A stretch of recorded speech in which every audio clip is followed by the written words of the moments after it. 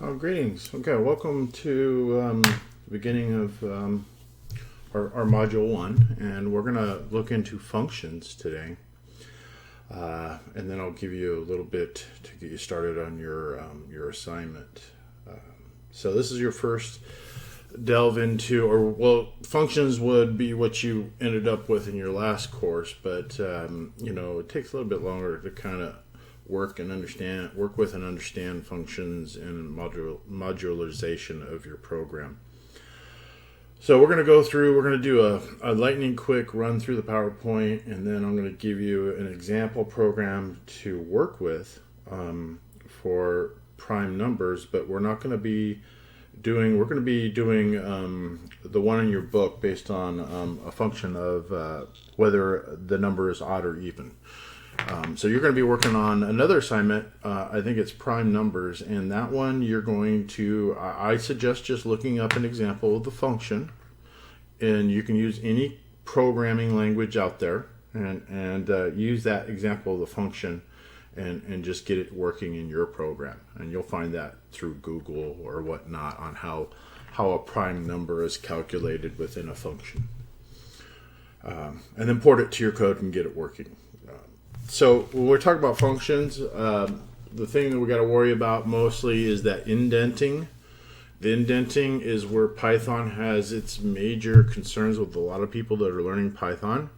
Here's the thing with Python is it's an interpreter, and it's actually interpreted by C and C++. So that's why Python is used for data science and stuff like that, because it is somewhat fast as long as you send that information to the background to be processed in the C++ code of the interpreter or the wrapper or however you want to call it. But essentially, when you're writing Python, you are writing code that is implemented by a backend of C and C++. And they made it to be easy, so you didn't have to work too hard on things. And one of those old school ways of doing things is the indenting to determine scope. So your indents are very important because normally you would just have statement after statement after statement. But here you have a function, and you notice here that there's a tab. That's your indent. That means that this statement is part of the function. If the statement was over here, it would no longer be at the function scope. It would not be in the function. It would be in the file, the Py file and file scope versus function scope. So the reason why we use functions is basically, the old mantra of divide and conquer. And it's easier to build a function that does one thing and does it really well. And we can just reuse it over and over in other code that we would need that function in, and we wouldn't have to rewrite it. So often when working with functions, there's certain rules that you want to kind of consider, and you want a function to do one thing very well. But you also want to try to make it generic so that you can use that function in other applications. So there's some rules of that of keeping it generic that you would need to follow, and part of those rules are what you send the function and what you return back from the function. So you would be giving the function most likely some kind of task to perform, and then it's going to return back an answer. It may not return back an answer. It may just process something and just quietly finish. But when we have a function that returns nothing, we call that a void function, and then it doesn't return anything. But you can have a value returning function, and that would be something where you send data to the function and you get back an answer of some type. It could be, hey, this got done running, or it could return the answer that you use based on what it processed. So when you define a function, you got your naming rules for your variables apply. And defining the function isn't calling the function. There's two different parts of a function. First, you got to define it, and then you got to call it. And you'll always want to define above your main function, because we're going to have a main function that represents the main starting point of our program. which is not really a Python thing, but it's pretty much a thing for most programming languages, to have a starting point for the function and to call it main. Okay, so this is an example of defining the function name. Notice the parentheses. That's where you send it information that you want the function to work on that information. And then this right here is where you define whether it returns. Oh wait, no, this is just defined. The function name is given, and you're telling the interpreter that you're defining a function name. Then you have your statements, and then you would have a return at the end here. So that would be your function header. Let's go ahead and delve into some code, and we'll kind of go back and forth here for a little bit. But let's actually write a function. Let's write the odd or even function, if it's an odd or an even number. And I like to use Visual Studio Code. It's just, I found it to be the better one for debugging in Python. It just works a lot better than all the other ones that I've worked with. So this is what I would suggest using, and what I'm going to do is I'm going to go ahead and create a new file, and then it's going to be, let's see, well, I kind of created the file, but I guess maybe I didn't tell it what to create. You know what, let's do this the old school way. Actually the proper way. Let's do this. Let's create a folder on my desktop, and I'm going to go to the new folder, and this is going to be for Python, and then inside of it I'm just going to say new text document, and then I'm going to say this is going to be odds, evens, and then instead of .txt I'm going to name it .py. Okay, and you got to make sure your view extensions is enabled here for this. You got to have view, and you got to make sure that you show file extensions. You see it's checked right there. You want to do you need to show you have file name extensions for that to be able to rename that. Okay, now I can actually open that from Visual Studio Code and then start programming with it. So I'm going to go File, Open File. I'm going to go to the desktop to my Python folder. There we go. And then I'm going to get my odds and evens and pi. And then I'm just going to say, hey, yeah, I trust it as a workspace, and now I've got my terminal, my output, and now I can start writing some code. And what we're going to do is we are going to define a function called main first. That's going to be our entry program. So we're going to have two functions. We're going to define main. And there's actually a proper way of doing this. I'm doing it the improper way. And that way you can actually send arguments to the program. You can look into more on main, but what this is doing right now is it defines a main function that's going to do something. And let's just say that we're going to take two numbers and add them up.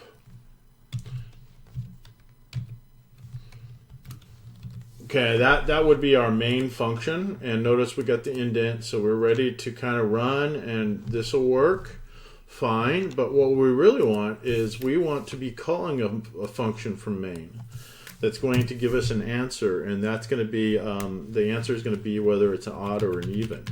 So main we're going to come back to in a little bit. In fact, let's just go ahead and call the function. Okay, so this is going to be a function that returns a Boolean, and it's going to be, we're going to detect an odd or an even, so we can say x is equal to odd, even. That's the function we're going to write, and then we're going to say if x, then print odd, else. And we're gonna actually get into this a little bit further here. Else print even. Okay, so you notice that I'm doing all my work, all my interaction work in main here, which is what you want. You don't want user input anywhere else in your program ever other than main. Everything else should be done through functions, and if you have any user input or output, it should be done in main. And the functions will then be sent those values that you want to check. So let's say if I wanted to check whether a number was odd or even, I'm going to send it a number. So I'm sending the odd or even function a number, and I'm going to get back a true or false, or whether it's true or not. And let's go ahead and do that function. Don't put the function down here. We're doing true top-down programming. It's best practice to put the function above main. Therefore, the interpreter knows about it when it gets to it. Python, though, does 2 passes on the compiler, so you can actually do it. But it's just bad practice, and you kind of really know that somebody doesn't really know what they're doing. It's kind of one of those things where, you know, hey, this is the proper way to do it. Let's keep doing it this way, even though Python can handle it. So let's go ahead and let's define. We're going to define an odd or even function, and this function is going to take on some kind of number that we're going to declare as odd or even, then we look at that number. And we return a true, or we return a false. Okay, and I got to tab these in to put them inside of the function odd or even. Okay, and then let's finish this function with the colon.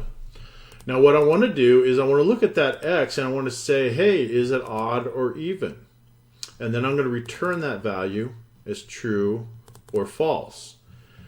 And what I can do is we could use the modulus. So we can say if x modulus, and we're doing odd or even, modulus 2 equals 0, because the modulus is the remainder. So if we take a number divided by 2 and its remainder is 0, that means it's even. If we take, like, say, number 5 and divide it by 2. Well, it's got a remainder of 1 because 2 goes into 5 twice, 4, with a remainder of 1. If it has a remainder of 1, then that means it's odd. Pretty simple. And that's what that modulus does. So the modulus will just take a number, divide it by 2, and if its remainder is 0, then that means it's even. Else, it's odd. So that means that we can just tab this guy in, and if it passes here, it's going to return true and never get to this return false. But if it fails here, it's going to skip over this return true and then do the return false. So this is a pretty common way of writing a true or false type function. So let's go ahead and just get into the debugger to see what's happening and what's going on when we call this odd even 45.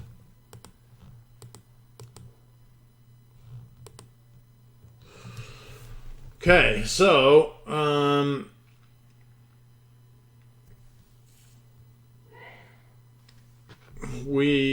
hitting the debugger to start debugging, and what should happen is that I should have something working here. It looks like I got a few errors. Oh yeah, okay. So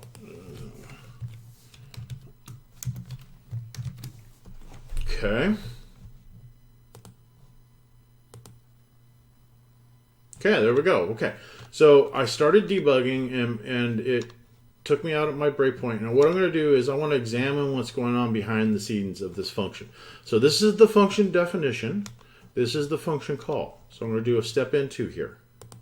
Okay, so we go here, is x45 good? Does x, and 45 is an odd, isn't it? So that should actually return a false. And print, oh, I got those backwards. Okay, let's do this. Even, odd. I always get those backwards. Or you could just flip-flop this and that. That'll work too. So we have something that's working. Let's take my breakpoint out. Okay, so 45 is odd. Okay, we see the output right here in the terminal. It says odd right there. Okay, and then when I send it an even number, it should say even. Okay, and there it is right there, even. Okay, cool. So let's extend this. We're going to extend this program here in a little bit, and we're going to run it through a loop of numbers and print whether it's odd or even here in a second. We're going to go ahead and go back to the PowerPoint though. Okay, so let's see what we need to finish up over here. Call a function. Okay, so when a function is called, we just went through that. So let's move on. Okay, so main is called just like we showed. And actually, you know what, let's just kind of go through that. Each block must be indented to be part of the function, which is one reason why I have issues with Python, even though it's kind of also, it's kind of also C++. But that indenting thing drives me insane, and it also is the main cause of most errors for programmers that are just new to Python. Which is why I prefer like C-based languages like JavaScript, Java, C, C++, that stuff, because they don't use indents for scope. They use curly braces, so to denote different areas in your program, such as functions. So let's look at how this kind of all goes through together as one thing.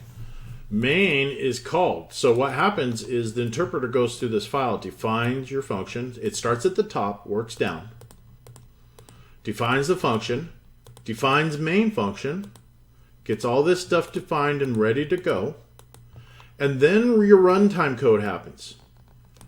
Line 15 is where your actual runtime code happens. You call up function main, and so now your runtime happens and you start on line 10. Line 10 is executed up here then, and then it comes back to your if and comes all the way out, and then your function's done running. So we can set a breakpoint to look at all that behavior actually happening by going to run, start debugging. Notice my runtime starts here. I'm going to do a step into. Then my runtime goes to odds or even. I'm going to do another step into. Then my runtime says, "Hey, x is actually uneven," and return true. And I think we got to rename our function, because I think what that's doing is checking to see whether it's odd. So if it's odd, it returns true. So we need to rename that is odd. That's probably a better function name for that. Okay, it goes through, then it goes back to here, and if x is odd or even, it prints odd or even. Okay, but hey, you know what? There's a few things that we can do. Is odd. Let's change that to is odd, because it's returning true if it's odd. Oh, that's what it's doing. Is odd, and you know what? We don't need to use x. We could just put this inside of here, is odd, and then put the number. And that works too, because the function will run and return back the x value as a temporary variable, that then that x value or whatever that temporary value is then looked at by the if statement. So the function runs and then returns a Boolean, true or false, and then the if statement will look at that return value to run.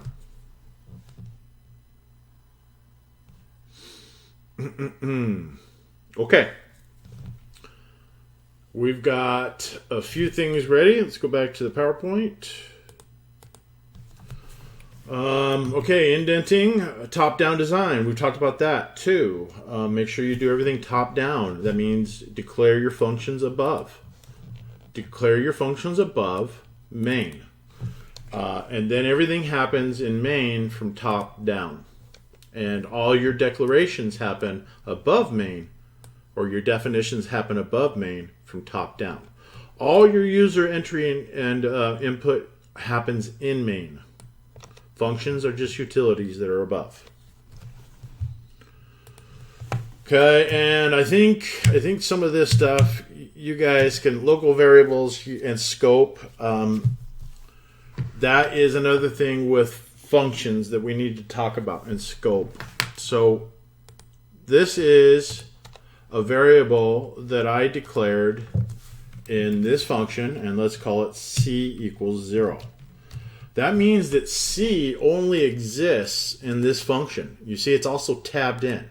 But if I bring it out to here, c now exists in the file, but it's also going to be an error. Because we could put c up here, and then every function is going to have access to c. Because c is at file scope. If I declare c here, only the isOdd function has access to c. You cannot use c in main. Unless c is at file scope, otherwise known as a global variable. Now isOdd and main has access to c. But if we take c and put it all the way down here, then now isOdd and main shouldn't have access to c in other languages, but if they do a actual two runs through your file, they may know that c is down there and allow it, because c is declared up here, and if we try to use c up here, that would normally be an error in other programming languages, which is bad practice. However, Python can get around it to where, you know, it's not that big of a deal, but it's just not something you want to do. All variables need to be declared above where you use it, then you use it. And that's the true top-down design. Same with functions. Okay. Passing an argument to a function. That we did with our value, and then when the argument comes in. Now here's one thing that you want to know when we pass an argument to a function. That argument, this value x, when we pass 45, we're not actually passing the value 45, we're actually passing it a copy. It's a copy, and then it's called x when it comes in here. So what if we decided to do a for I in range of 100. And then we said, hey, let's throw in I in there, and we're going to put the if statement inside the for statement with tabs. Look at that. Tabbing in, guys. Tabbing in. Okay, now the if statement and the else statement is in the for statement. That's in main. And then when this function runs, we're going to look at I, because this is actually going to be a loop that runs 100 times. And every time we're going to say, hey, is I odd or even? And it's going to print even or odd. But right here, let's do this. Let's output the stringed conversion of I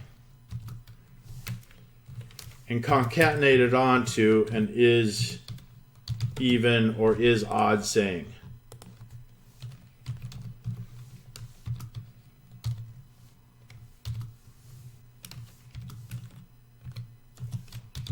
Okay, now when that argument comes in, just remember you're actually making a copy of I. You're not actually sending in I as it is. It takes a copy of what that variable is equal to, or it takes the value of inside of that variable, makes a whole nother variable called x up here, and assigns the value of I to that x variable, so that when you're looking at it, you're looking at what I had inside of it. So just remember, when you pass arguments, you're passing a copy of it. You're not passing the actual variable, just a copy of it with the value inside. So that means if you change it over here, it does not get changed in the main scope. Other languages, to be able to do that, they call it pass by reference, which Python can't do. Which is fine, because they got all kinds of other ways of solving problems getting beyond that. That's not even an issue. So. Okay. Okay, we talked about scope, parameters. I don't want to get too far into this video with stuff for you.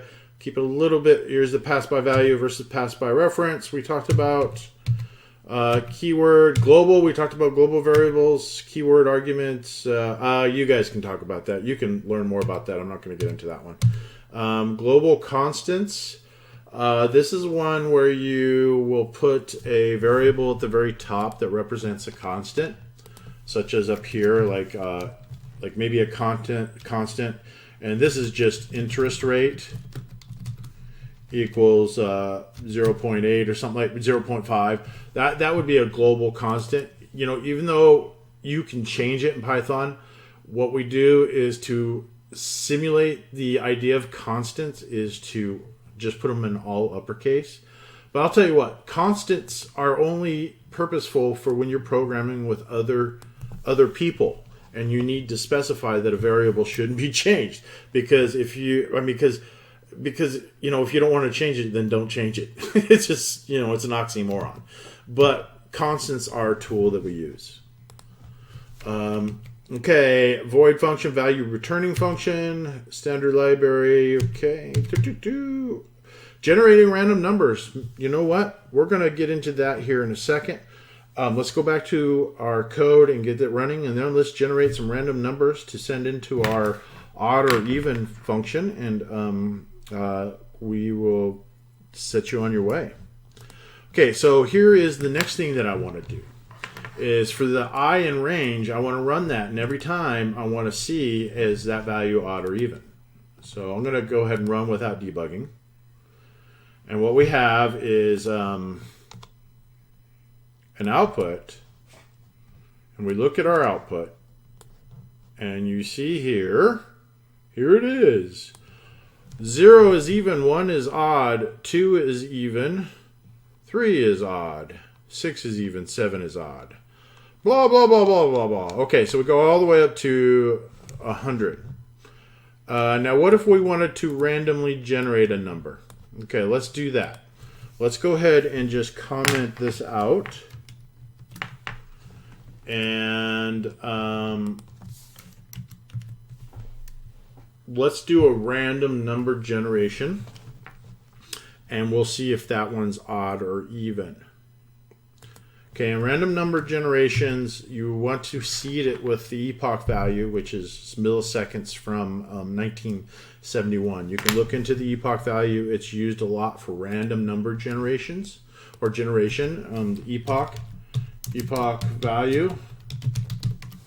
And it's a really major thing in computer science. But the reason why you need to seed it with a unique number for random number generation is because when you randomize numbers, it's not really random unless you seed it with a unique number. And there's only one unique number that's always guaranteed to be unique at any given amount or period time on the computer. And that is milliseconds from the year 1970. And that's our epoch, is how a computer tells time, is one huge number of milliseconds from 1970. That's how your date, time, and year works, by the way, guys. It's just that one number. That's kind of crazy weird, but that's how computers do time. One number. Milliseconds from 1970, which is when the first motherboard was created. So if we want a unique number to seed our random argument or our random number generation, we would we would grab the milliseconds from 1970. And that would be your seed value to specify, so that you can have actual unique random numbers. In fact, I think if you're building a game in Vegas for the Gaming Commission, this is one thing that they test, is that you're actually seeding correctly for your random number generation. So let's go ahead and get into that. And then we will, I think we will be good for you guys to continue on. And I'm going to go ahead and search for random number generation using Python. Python random. Let's just grab something, just some examples that we're going to use. to generate a random number. We'll find something. We got random seed. And that's where we do our seeding for the random function. And you know what? Maybe our PowerPoint might have a little bit more on this, but they don't even really give us an example, do they? Oh, there we go. There's our random example. Okay, it looks like we got to seed it. And what we're going to do is Python seed random with epoch. Random system time seed. Here we go. From date time, import date time. There it is, right there, guys. That's the proper way to seed it. You got to get an import of random and a date time import, and the datetime.now. That in pretty much every language gives you the milliseconds from your 1970 epoch value. So I think one of these examples is going to work. Let's try this one first.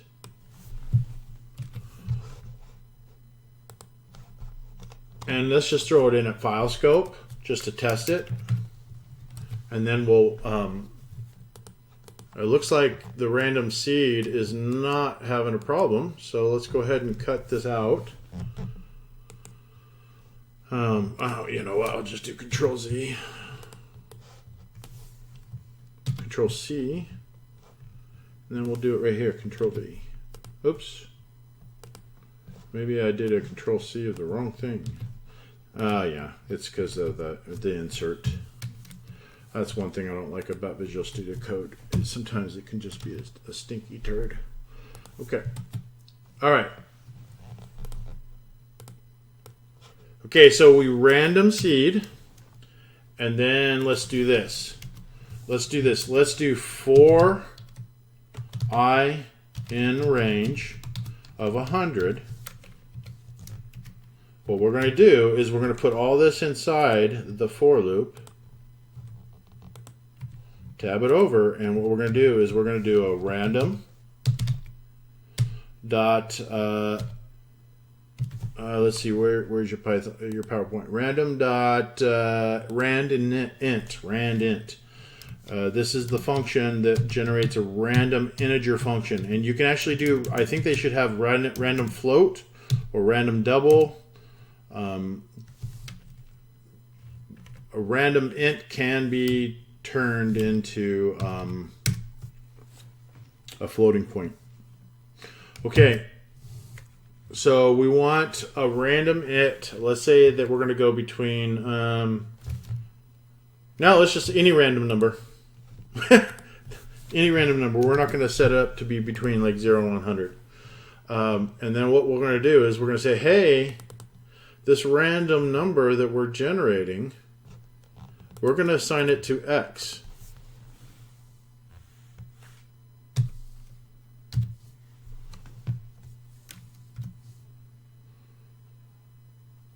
Oh, wait, you know what? I'm doing this in the wrong spot, guys. Let's do Control Z.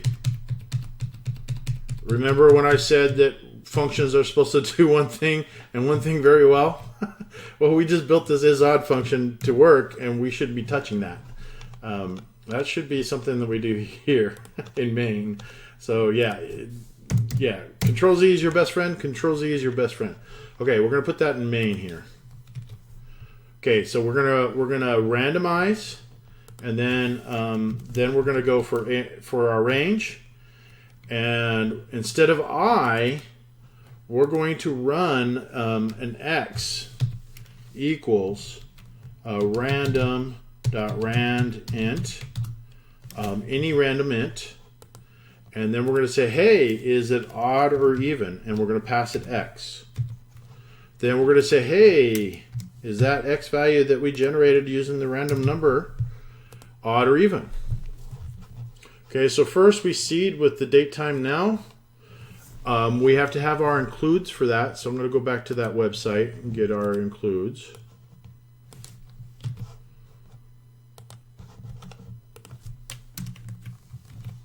Okay.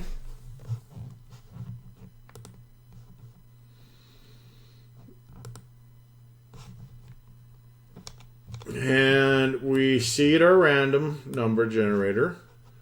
Then for 100 times in our loop, we generate a random number that we assign to x. Then we check to see if it's odd or even, and then we print whether it's odd or even. And when we look at the output, it looks like maybe I might have some... Oh, no. No, that's from our last output. So it looks like we may have some issues here. Unless I haven't run it yet. Okay, let's do that. Run without debugging. Okay, it looks like we got some errors.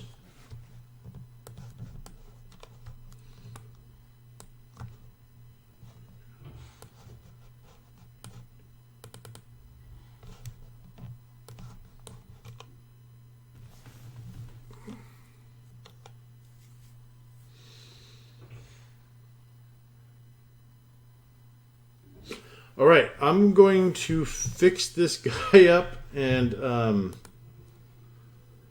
it looks like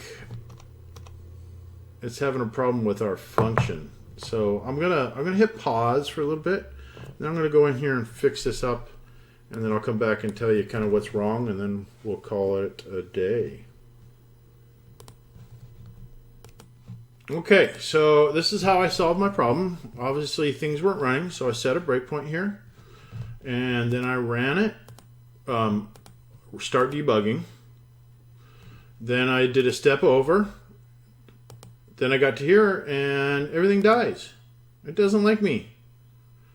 So it looks like we need to send it the positional arguments for random number. So let's do 0 to 10,000. So that is how I figured that error out. Okay, and now start debugging. Oh, cool, we got it. There it is. There's our 100 random number generations. Okay, so remember that debugger is really important to help you get in on things that are not working, especially when you have the, hey, it's when you're using a function incorrectly, you can always just step through and check every line to see, hey, is this working right? Okay, so this is an example. It's all in one shot here of randomizing numbers to check whether they're odd or even, and running a function that's been declared. And you send it information. It processes that information and deduces an answer, and then returns that answer to you. You then use that in main to actually write the code to do the job. Functions are built to help you do the job. They're not to do the whole job. Okay, I think that's enough. I don't want to get into too heavy time on videos. That'll get you started for this particular session. Follow up on everything else in the book that we didn't touch on for your reading and everything else. All right, thank you.